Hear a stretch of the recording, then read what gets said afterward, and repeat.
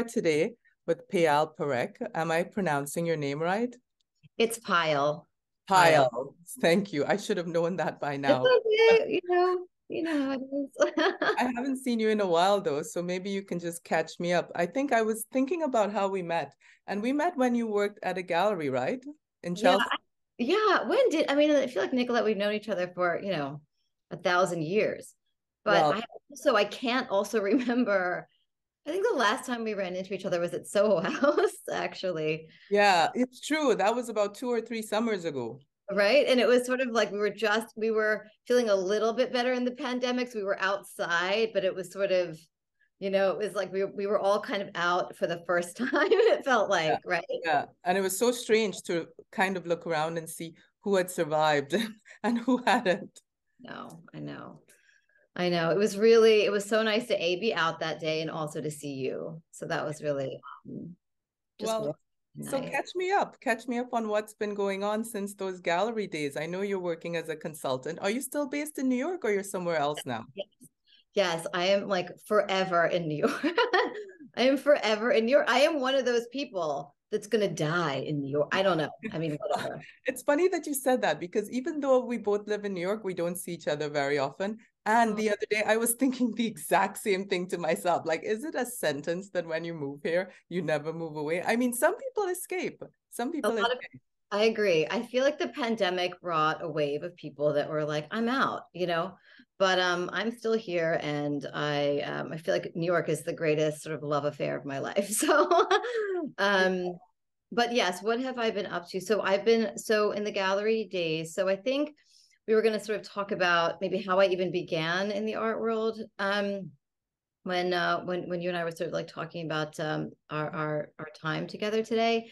And I Yes. kind of want to take us back, if that's okay, just to sort of my sort of family background and my parents.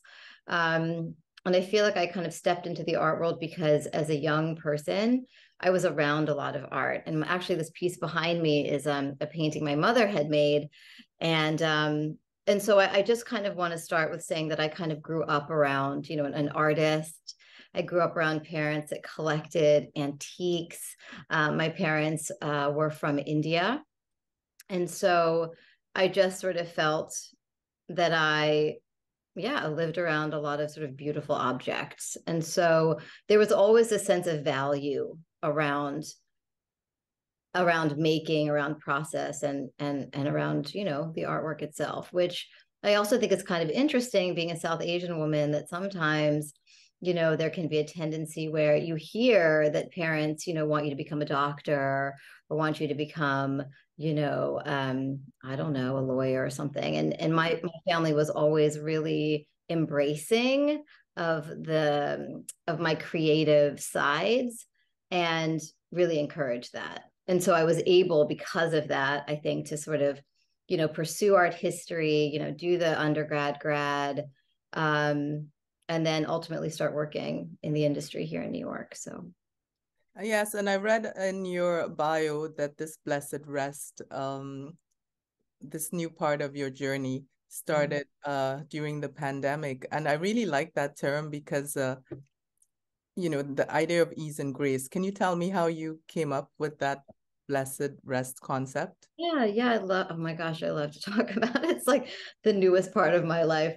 And it's really wild. And so at any rate, so the whole, being an art advisor, that has been most of my life. And I studied art history and da da da da, been in Mhm. the art world for like 20 years, and on and all the things. But I came to this concept of blessed rest because I actually came into the healing arts, as in started to practice yoga, right? Practice meditation about 10 years ago or 12 years ago, when I personally was feeling very anxious.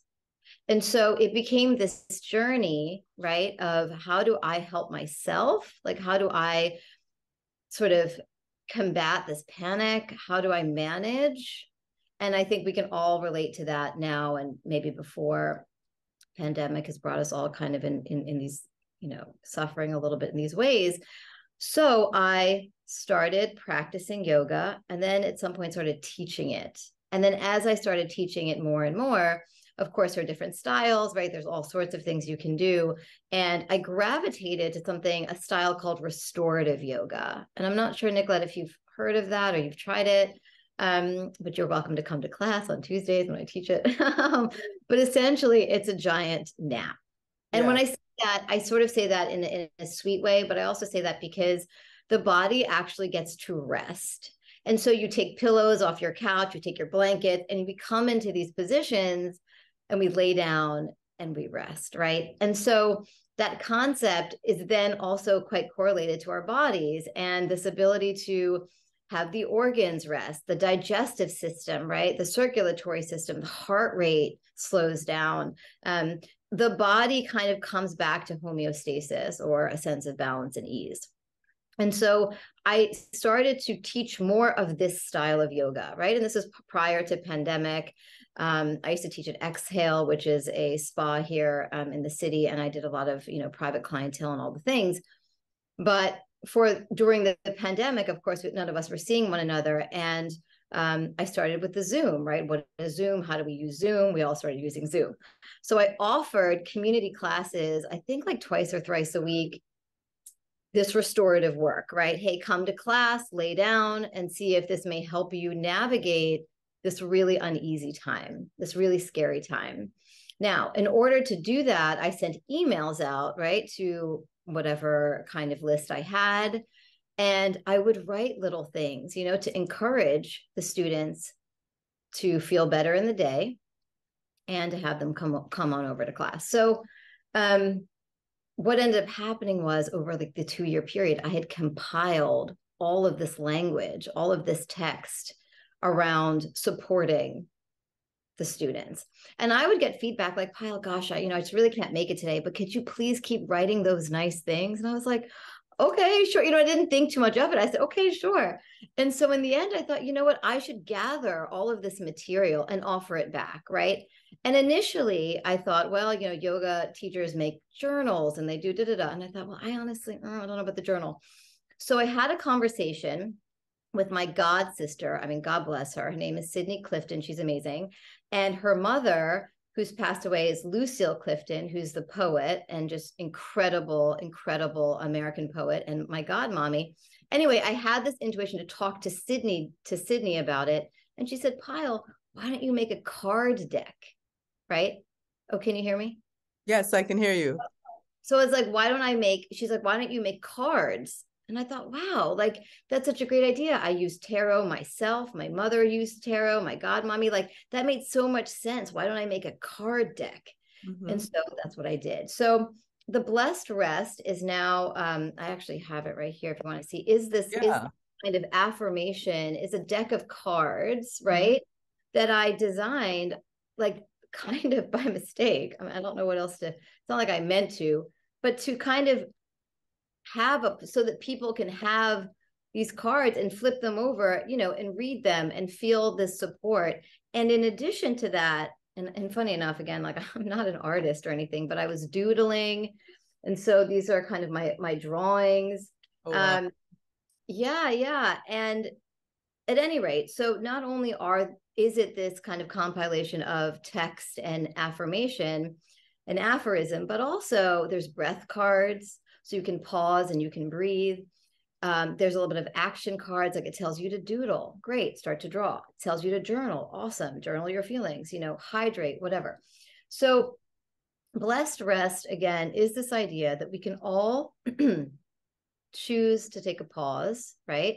We can all come back to this idea of our birthright of literally resting. And that could mean lay down. That could mean breathe in, breathe out. That could mean talking to your gal pal. It could mean having a tea, right?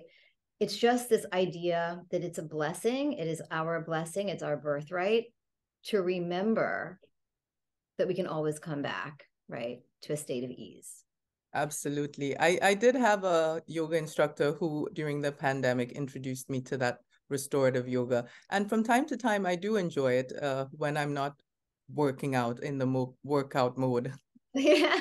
But art and yoga have a lot in common. So tell us how you see these two things relating to each other. They are complementary, I guess, in the sense of it being a creative form of rejuvenation. So tell us how you see the two coming together and what incentivized you to put the two fields together. Yeah, thanks for asking. Again, I mean, these are things where I just feel like it's the intersection of my life. So, for all these years of being an adult, right, student as a student studying art history, and then all of the years of being in the commercial side of the art world, being an art dealer, all of that, those kind of things. That's just kind of me anyway. And then this healing journey is also very personal, and sort of handling things like grief, handling things like anxiety, right? What did I do to sort of help myself? And I went towards yoga. I went towards meditation. I went towards Reiki. I went towards acupuncture, right? So I sort of, and then in that, it helped me. These modalities helped me. And so I thought, wow, number one, like the art world it can be really hard. Like there's a lot of burnout, there's a lot of pressure. And in the world that we have been in, it's kind of go, go, go. It's sort of this kind of pace of things. So on one hand, I wanted to bring the yoga or the kind of, that piece of it to people, to community that are working in the art world, professionals, art professionals, artists, any of us that are in this world that are kind of under that kind of pressure. And so, for example, I literally have taught, let's say, David Zwerner and their staff meditation during the pandemic. We did Zoom twice a week. We did that for, the duration of the pandemic. I have taught meditation to the staff of Christie's, right? I've taught meditation to the staff at the Baltimore Museum of Art, which is where I'm from, Maryland and Baltimore, and these things. So on one hand, it was like, hey guys, this could help all of us feel, but let me take this into those spaces. But in addition, and what I find really interesting and what I've done a little bit and would like to do more of is actually using art itself to be the gateway, right, to the sense of peace and serenity. So by that, I mean actually meditating with art itself. And I've also done that. And I've called that, let's say, artful meditation. And I've done that. For example, I led and on my website, there's like some of these recordings of me sort of using and engaging artworks and helping you kind of find find a sense of wholeness and a sense of balance through the work itself. And that could just be like, let's breathe with it. What colors are you seeing? Where do you feel the color in your body, right? So this kind of thing. So it's to sort of like bring this into the art world, which is the world I know and the burnout I understand, and also bring it to everyone who encounters art, any art viewer or anyone that's open to it, to say like, hey, we can do this also. We can do it this way. We can look at art and do it this way.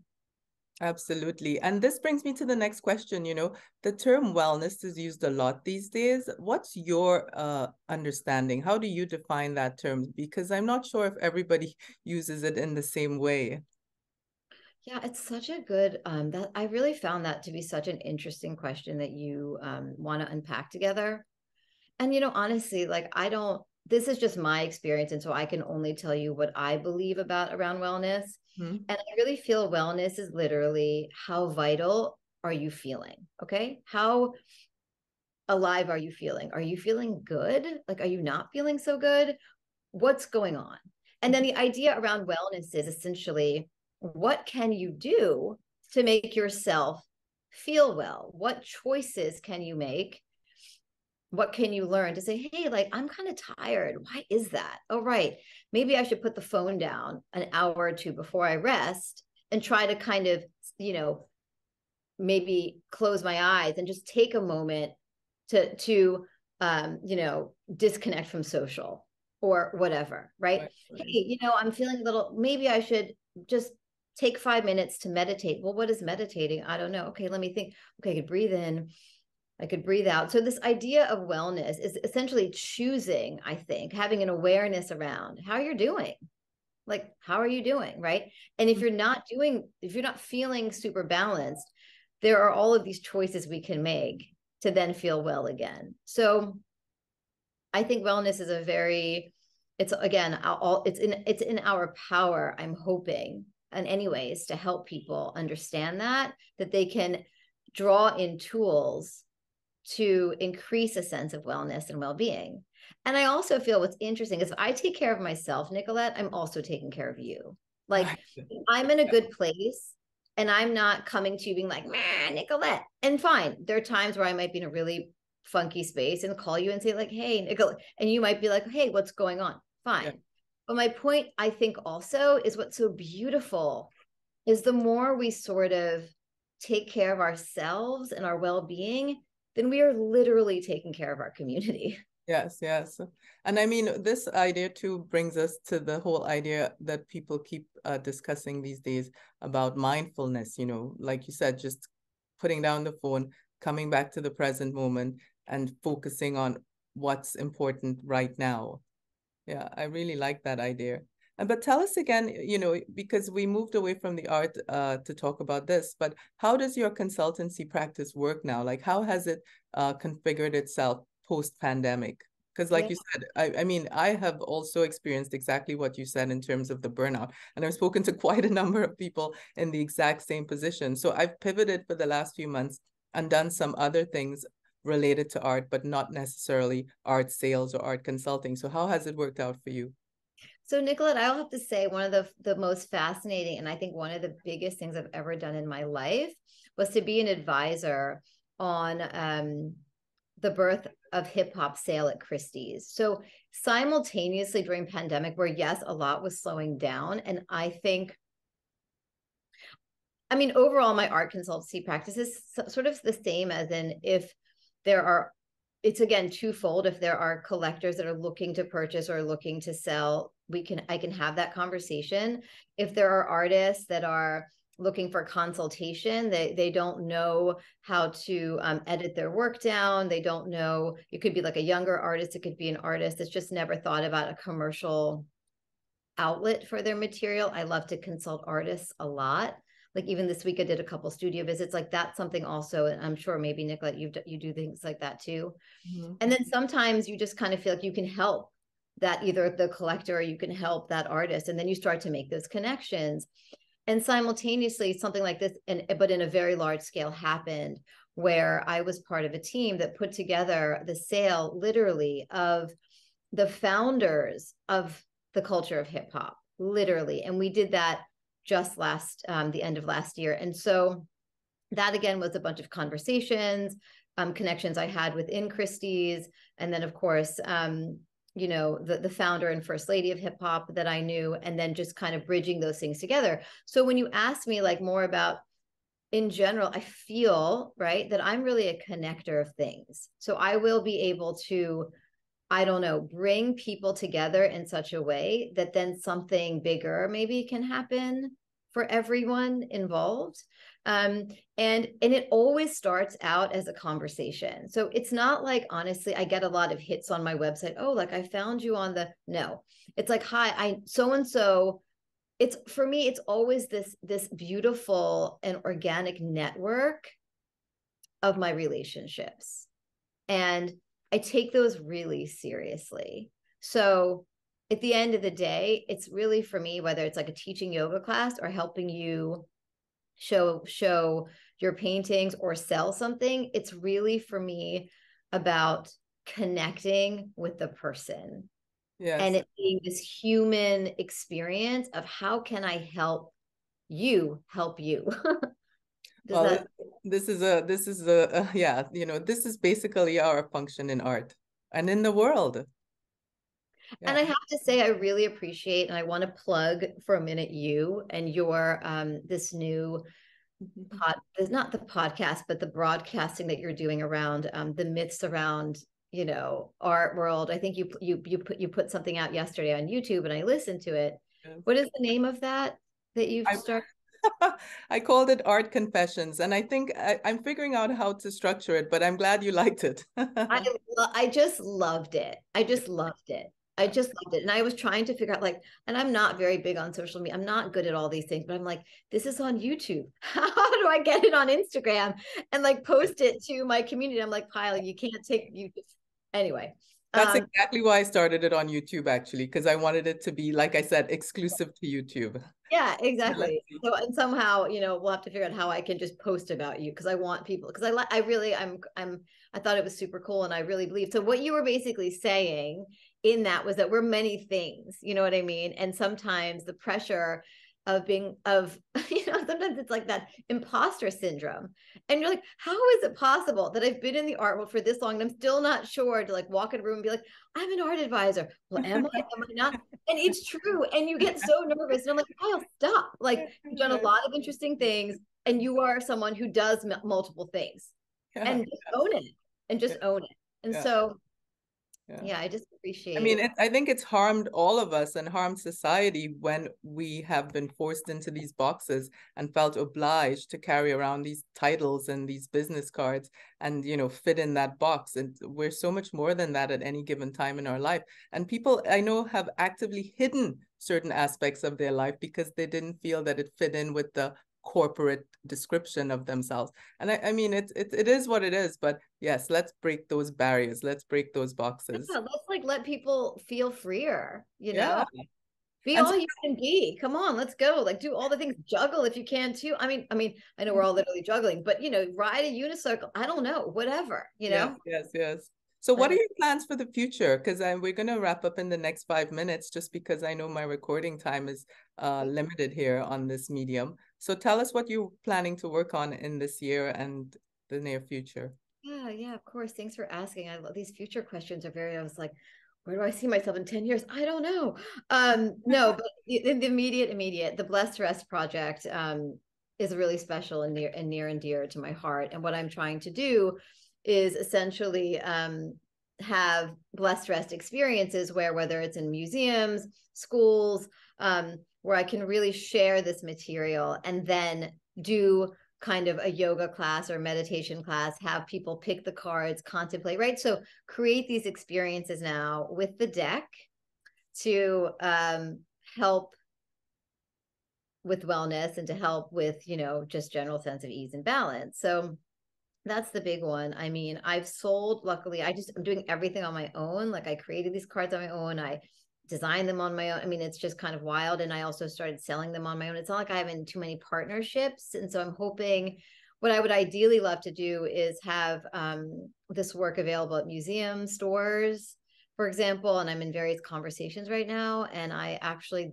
these decks are available at the Baltimore Museum of Art, which is a place where I will go back and teach, hopefully, some meditation and hold kind of community, potentially community classes there and such. But so the big push for me is, how can I share these cards with the world? That's kind of, I think, mostly my hope for the year. And it's also just to be open to the universe and what's next. I mean, what next big thing am I being asked to serve, honestly? And some of that is a little bit mysterious, and I try to stay open to the call. Well, in this whole industry, well, I guess I should call it a field instead of industry, but there are lots of cards starting from the tarot deck, and they use many little angel cards, and so your cards fit really in with that whole thing as well. So I think there was a space there which you gladly filled. Thank you, Nicolette. Yeah, I'm hoping. I'd love to. I'm excited to show them to you one day soon. And Well, yeah, let's make a plan offline to hang out. I mean, now that I realize you're not, I don't know why I thought you were somewhere else right now. I mean, I might be thinking of someone else, but anyways, might we'll, be. we'll communicate after and set something up for the next days. Yeah, I'd love it. And thank you so much for being open to sharing my story a little bit today, and just inviting that sense of people in our industry and beyond can take good care through things like yoga and meditation. And well, Absolutely, absolutely. And we'll probably all be better off for it. Like you said, first taking care of ourselves and then extending it to the community. yes. All right. Well, enjoy your day off or your Sunday. I don't know if you're off or not. I'm going to get back to work when we're Never, done. it's like never. It's always like, I'll probably get back to some work as well. And I wanted to check out a show. this new show of Ming's work at the Harlem Photographer at MoMA, which just opened. So I'm excited. And I'm in this funny Midtown area of life. So I might go and try to see today too. But all right, I'll communicate with you in just a sec. that's amazing. Thank you, Nicolette. Enjoy the day. You too. Bye.